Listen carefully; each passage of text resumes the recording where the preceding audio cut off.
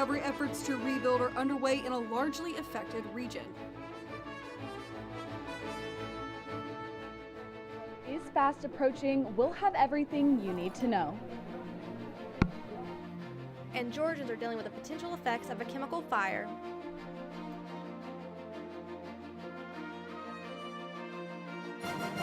Broadcasting live from the University of North Texas, this is ntTV News at Noon. Good afternoon. Thank you for joining us at ntTV's News at Noon. I'm Emma Burns. And I'm Madeline McCrory. With 34 days until the presidential election, if you're planning to vote, you need to make sure you're registered now. I attended a voter registration event here at UNT featuring a big name in Texas politics. Check it out.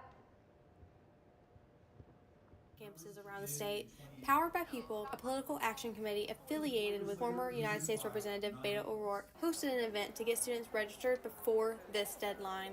At UNT's Gateway Center, former Congressman Beto O'Rourke came and spoke to students about the stakes of this upcoming election. They registered students to vote as they came in the building, regardless of political opinion. The organizer of the event at UNT, alumni Ryan Armstrong, says the goal is to actually meet them where they are and turn out the vote. Volunteer this event, Rylan Watts, UNT senior and political science major, wants to make sure students can vote where they're at. It's just super important to get young people registered to vote and make sure they're able to vote on campus and not have to go all the way home. Eduardo Ochoa, a freshman marketing major, attended the event.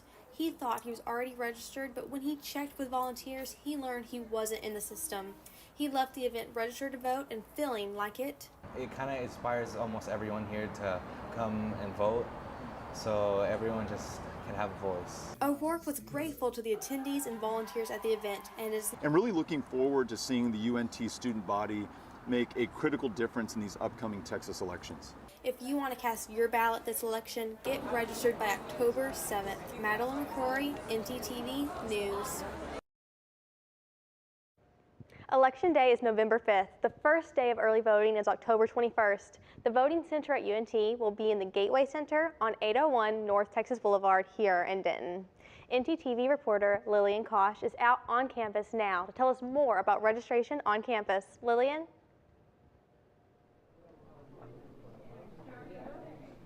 Thanks, Madeline. Well, like you said, October 7th is the last day to register to vote, with early voting starting on the 21st. You can actually come register on campus. I am in the Union with Bonnie from UNT Votes to tell you a little bit more on how you can register today. So, Bonnie, how long will y'all be out here in the Union, and is today the only day y'all will be here? We are in the Union today until 3 o'clock. And we will be here again tomorrow, Thursday, until 3 o'clock. And the last day to register is Monday, October 7th. And we will be back here in the same place. Student government is going to be with us on Monday. It's the last day to register to vote. So that means we'll be here till 3. You can actually do a mail-in registration. Looks like this. You can actually pick this up in the library, but it must be postmarked by October 7th, which is Monday. So I always suggest people, if you're going to try to mail it in on Monday, make sure you go into a post office and have them hand stamp it so that it shows up on time. What all is needed? What do people need to bring so they can register to vote? If they're going to need one of two things. They're either going to need to know their driver's license number or their state ID number if they're a driver in Texas. If they have an out-of-state license, they can still vote here, but they're going to need to know the last 4 digits of their social security number. Gotcha. And so if somebody has previously registered to vote for a different year, how do they make sure that they are still valid to vote this year? Okay, that's a great question, because anytime you move, you need to change your registration. So especially for freshmen that have registered at home in their high schools or where they previously lived, they need to re-register using their dorm address or their apartment address once they get here. That's what we're here for. You can look this up online. If you want to double check your voter registration, you can go to the Texas Secretary of State website, or I have this handy little card. That's how we check. You can go straight to the elections office of your county and put your information in, and it'll tell you if you're currently registered. You have to vote in the county that you're registered in. So if you're Denton County registered, you can vote at Gateway Center starting October 21st. If you're in another county, you can still vote October 21st, but in your home county. Awesome. Thanks, Bonnie. Well, if you haven't already done so, go ahead and get out here and register to vote so you can participate in this year's 2024 presidential election. Back to you guys at the desk. Thank you, Lillian. A Kentucky sheriff is on trial for allegedly killing a district judge in his chambers last month. CNN's Deandra Turner has more of what happened in the Bluegrass State. When he was taken into custody, I was told by one of the other officers that were there that he made the comment, they're trying to kidnap my wife and kid. Sitting shackled with his attorney for his preliminary hearing, the last time former Letcher County Sheriff Mickey Steins was in a courtroom, investigators say he shot and killed Judge Kevin Mullins. I have officers confirm that the sheriff's daughter's phone number was on Judge Mullins' phone. Yes. The lead investigator testified, saying Steins and Mullins were alone in the judge's chambers after the two had lunch earlier that day. I was told that the judge made a statement to Mickey about, do we need to meet private in my chambers? The investigator says Steins took Mullins' phone and called his own daughter, whose number was in the judge's phone. He says Steins then shot the judge. Sheriff Steins uses his telephone to make some phone calls. He then borrows Judge Mullins' cell phone and appears to make a call on that. And that led to what you just saw. Steins' attorney argued that he should be charged with manslaughter. I've heard nothing that indicates that this is not, an example of an extreme emotional disturbance relative to the phone. But the judge agreed with the prosecutor there was enough probable cause for a murder charge. Evidence presented to this court today is that the judge was intentionally shot and killed, shot multiple times by the sheriff, and there's probable cause to find the grand jury murder charge. Yeah, I agree. The chilly weather this morning felt so nice. It made me really want my 5th pumpkin spice latte of the season. Listen, 5th pumpkin spice, that is nothing on me. I've racked up so many points in my Starbucks app, so hopefully this cool weather is here to stay. Let's kick it over to Brooke Deering to see what that first look looks like. Brooke?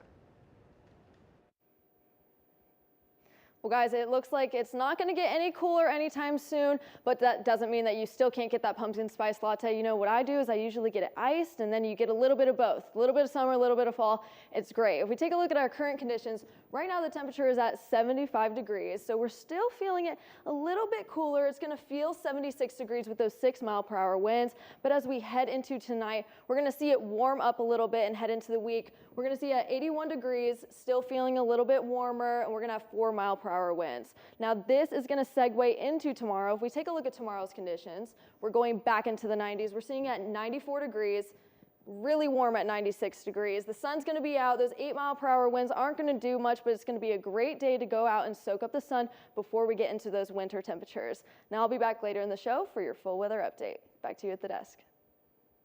Chemical plant in Georgia is facing several lawsuits after a fire sent potentially harmful pollutants into the air. The incident at BioLab forced officials to issue shelter-in-place orders affecting thousands.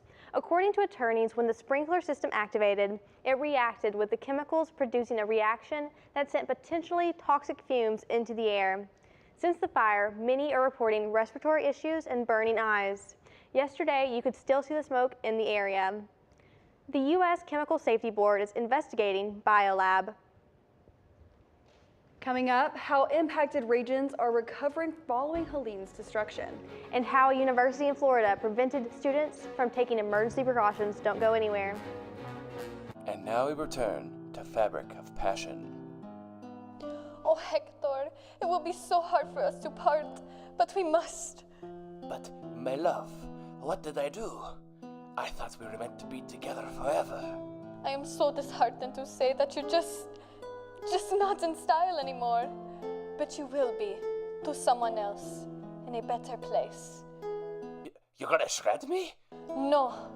I'm donating you to one of the many clothing donation boxes available on campus. There is one in the Union by the Syndicate and one on Union Circle Drive. Oh, Why didn't you just say so? I'm gonna be someone's new shirt. I thought you'd be more distressed. Oh, absolutely not. It was cramped in your closet anyways. Maybe you would like to be shredded after all.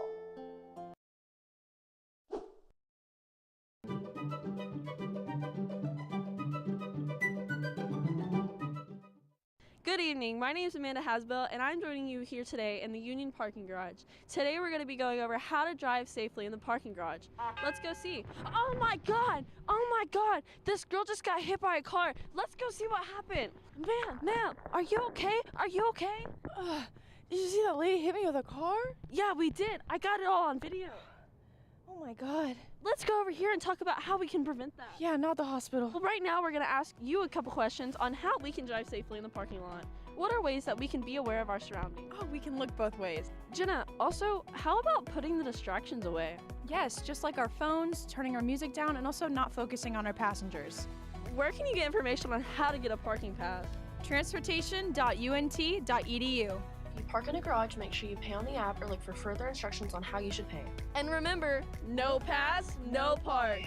Let's all try to keep our mean green community safe. Remember, we're all in this together. Drive safe.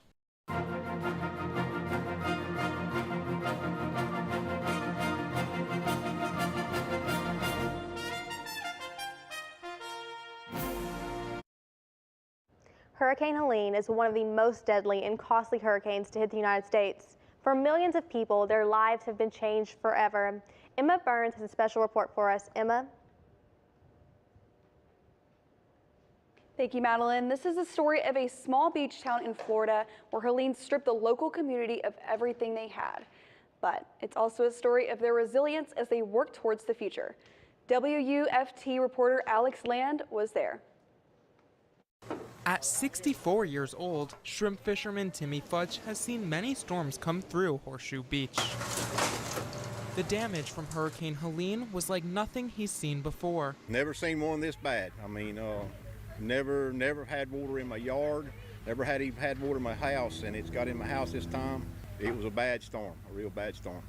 Timmy and his family have lived in Horseshoe Beach his entire life in this specific house since 1989, and now he doesn't know what his next steps are.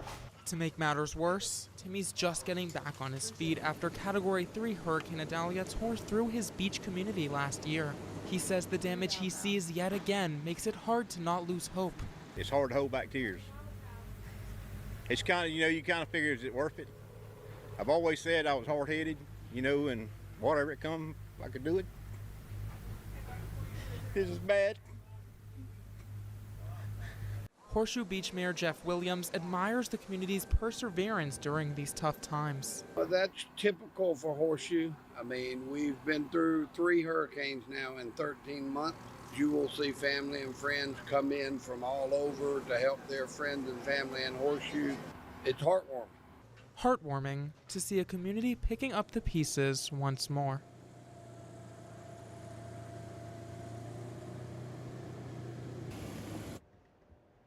Horseshoe Beach suffered 2 years in a row at the hands of a natural disaster, their community shined through and stands stronger than ever. I had a chance to sit down with Alex Land to really understand the nature of the destruction. There was just nothing. There's nothing that I have ever gone through that could relate a minuscule amount to what these people have gone through. It was just difficult to figure out what to say, and ultimately all you can do is just be a person and try and be there and understand and hear their story, but it was really difficult. Hurricane Idalia, Category 3 storm, just came through that area a little over a year ago, and it really affected Horseshoe Beach. And they pretty much just finished, rebuilding and getting back up off their feet. And for another storm to come through and kind of set them to square one, you would think that these people would have a change in attitude and a change of outlook of like, maybe we can't do this again. But it wasn't, they continue to have this idea that they're going to rebuild and kind of grow from it. And I think that it is the community vibe, and they just are so passionate about being from Horseshoe and wanting to live there. So many of the residents that we talk to have been there their whole lives. So despite anything that's getting thrown at them, they're going to keep rebuilding. And across the southeastern United States, families evacuated from their homes, not knowing what they could return to. And for some, they never had the chance to escape. You're now seeing a student home in Gainesville, where students at the University of Florida were not notified of a school cancellation until the night before the storm. This left some students stranded in the hurricane with no other choice but to wait it out. And for those who had a chance to evacuate, they returned to their college homes in shambles. The American Red Cross and other emergency relief organizations, with some from Texas, are on their way to these impacted areas, though many are having trouble reaching these affected areas due to the extent of the damage. We will continue to bring you updates as the stories develop. Madeline, back to you at the desk. Thanks, Emma. Well, now let's take a look at our own weather situation, which is certainly more tranquil than what our neighbors in the southeast faced. Brooke, what do you have for us?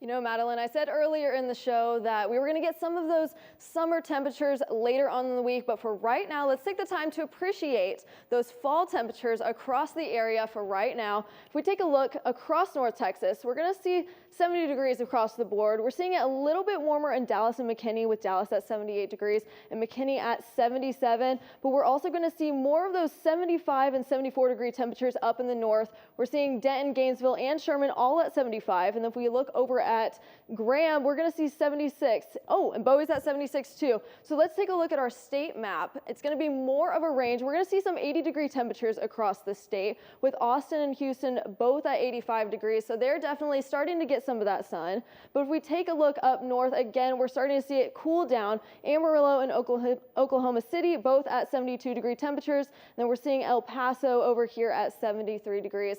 Now let's take a look at those summer temperatures across the week. As we head into the weekend, we're going to see it go back up into the 90s. We're seeing tomorrow at 94 degrees again, and then Friday we're going to start to see some clouds come in, but it's not going to last for long. We're going to start to see some more sun as we head into the week.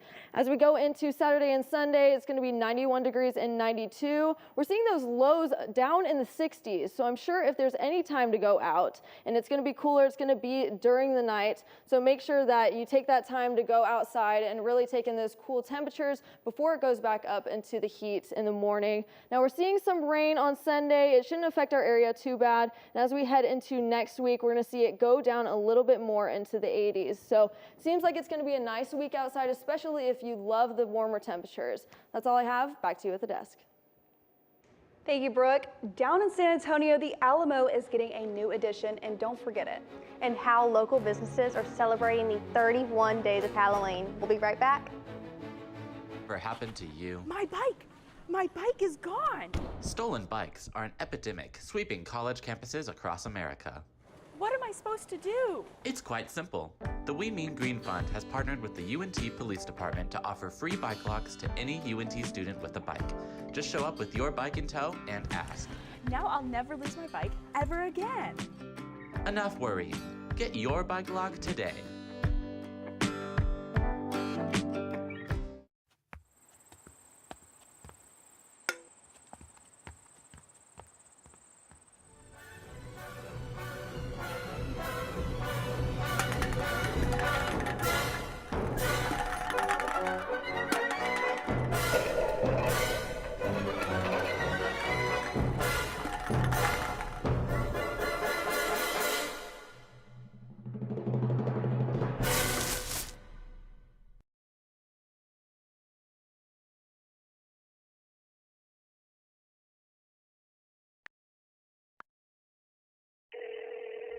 Hey Alex, this guy on the internet says he wants to give me money. That sounds suspicious. What do you mean? Typically, strangers who promise you money on the internet have their own best interest in mind.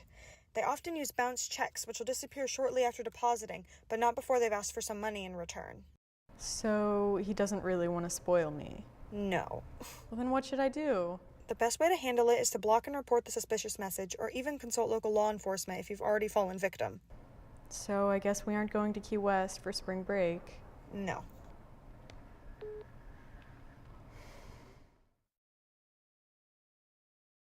There's no harm in wanting to have fun while in college, but it's easy to lose track of how much you've had. Apps like Drink Control and Alkadroid can help keep track of your consumption and blood alcohol levels. If you or someone else does drink too much, the signs of alcohol poisoning are as follows: pale skin, vomiting, confusion, low body temperatures, irregular breathing, blacking out, and is hard to wake up or cannot be woken up. Dude, are you okay? Hey, what's wrong? Wake up. It's an exciting time of year, but it's important to be responsible. If you suspect someone is suffering from alcohol poisoning, get help immediately. You will not get in trouble for seeking help if you are underage. For more info and resources, go to UNT's Division of Student Affairs.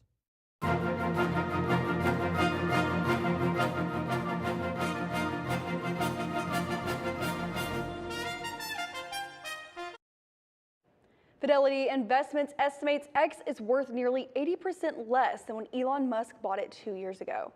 The social media platform formerly known as Twitter is no longer a public company, and share values are now worth $4.2 million. When Musk purchased Twitter in 2022, shares were worth $19.66 million. Fidelity believes that X is now worth just $9.4 billion, a far cry from the $44 billion that Musk paid for it. Analysts say the decline reflects in shrinking ad revenue on the site. Hiring in the U.S. private sector has jumped more than expected in the last month. This is according to new data released on Wednesday by payroll processor ADP. With an estimated 143,000 jobs added in September, this has been a big jump from 103,000 jobs that were added last month. With its widespread across major industries, the only loss posted comes as job growth has slowed substantially in the last year. The Federal Reserve is closely scrutinizing employment data to ensure the labor market is not weakening. A $550 million of the historic Alamo in San Antonio is underway. The remodel includes a new visitor center and a revamped museum. After completion in 2027, the world-class facility will stand as a significant milestone in the mission's history. Alamo officials say the 100,000 square foot museum will help deepen public understanding of its history. The 31 Days of Halloween continues tonight in Denton with some pumpkin carving at the Bearded Monk and a spooky movie night at Eastside. Our segment anchor, Edison Stewart, knows more. Edison? Thanks, Madeline. Are you ready for a night of laughs and scares? Well, Eastside is kicking off Denton's 31 Days of Halloween by hosting its first Delights in Fright double feature. Starting at 7 p.m., they will be featuring the hilarious Halloween classic, Ernest Scared Stupid. This is a family-free event for all ages up until 9 p.m. with a big screen, food trucks, and more. And if you're brave enough, those 21 and up are invited to come watch their showing of The Ring at 10 p.m. It's sure to be a spooky good time, so make sure you're keeping a lookout for next Wednesday's double feature. That's all from me. Now back to you at the desk. Thank you, Edison. Now, speaking of watching things, did you catch any of the Astros game yesterday? I did not. I know the Rangers aren't in the playoffs anymore, though, but I'd like to know how our other Texas teams are doing. Let's pitch it over to our sports anchor, Gabby Pippins, to fill us in on what happened. Gabby?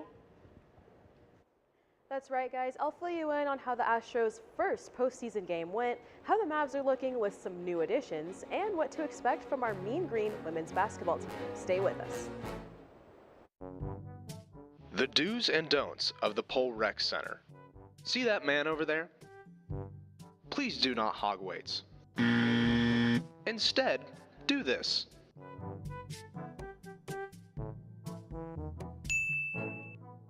Another important part is having an attentive spotter. See, here is an example of a non-attentive spotter. Instead, do this.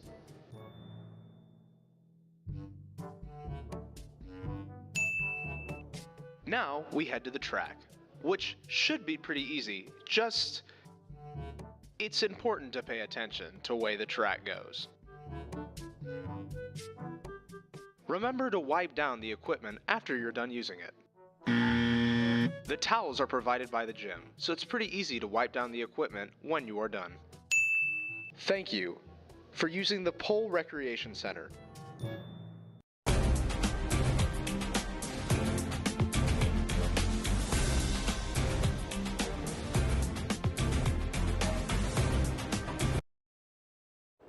Although the Texas Rangers fell short of the playoffs, there's no harm in cheering our fellow Texas teams on. The Houston Astros began their postseason play yesterday in the AL Wildcard Series opener against the Detroit Tigers. All the action was in the second inning, and unfortunately from Detroit. Jake Rogers kicked things off with a single, allowing Wencel Perez to get a run on the board. Trey Sweeney did the same, letting Parker Meadows get the Tigers up 2-0. Detroit got their third consecutive run thanks to Matt Vierling, and all eyes were on the Astros, who responded with just one run in the bottom of the ninth from Zach DeZenzo, ending in a tough 3-1 loss. Both teams will face off again this afternoon at Minute Maid Park, so be sure to tune in at 1:30 p.m. to cheer the Astros on. And the NBA season is fast approaching, and this year's media days may have been the best yet. From LeBron James posing with his son Bronny to Lonzo Ball making his grand return, fans cannot wait to see their favorite players back in action. This is especially true for Dallas Mavericks fans who got a glimpse of how Klay Thompson looks in blue and white. Thompson is the most anticipated addition to the team considering his All-Star and future Hall of Famer status, paired with years of playoff experience and 4 championship rings. But the question is, can he do the same with Dallas after his injury? We got a glimpse yesterday with the start of training camp, and we'll be back with the answer after the season begins, starting with the Mavs' first preseason game next Monday against the Memphis Grizzlies. And finally, as the semester begins, so does training and preparation for our Mean Green basketball teams. Our sports anchor Seth Wickman got an inside look at the upcoming preseason for our women's basketball team.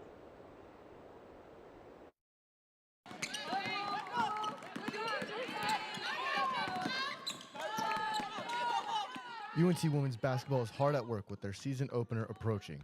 Their first game will be on November 4th against Alcorn State in the Super Pit. Regardless of a few injuries, the team feels confident to repeat the kind of success they had last year after winning a share of the conference title. I like where we are as far as the players we have on the floor and where we are this time of the year. We just got to stay healthy. I feel like I said the same thing last year, and it was true last year. The same thing's true this year. Like, we're just short on bodies. But with injury comes opportunity. The new additions to the team have a chance to prove they can be relied on. True freshman Shania Price feels she has what it takes. Really just focusing on the little things, the details, and what I can apply for my game into the rest of the season. I think that we're ready for it, and I think we're up for the challenge and are ready to, make a mark. Returning players had the opportunity of feeling the glory of last year's title, but the ability to move on from past success is important for a team that's striving for greatness. We won conference, so it's just like we just have a standard, and it's just keep building up. We have new people. We got to help them know the standard. So it's just really building together. Due to the success of last year's team, winning this year will look a lot different. Things are harder. Our schedule is harder. Non-conference schedule is harder. Our conference schedule is harder. We welcome it. We're excited about it. We're excited about playing in the Super Pit again, and excited about getting this thing going.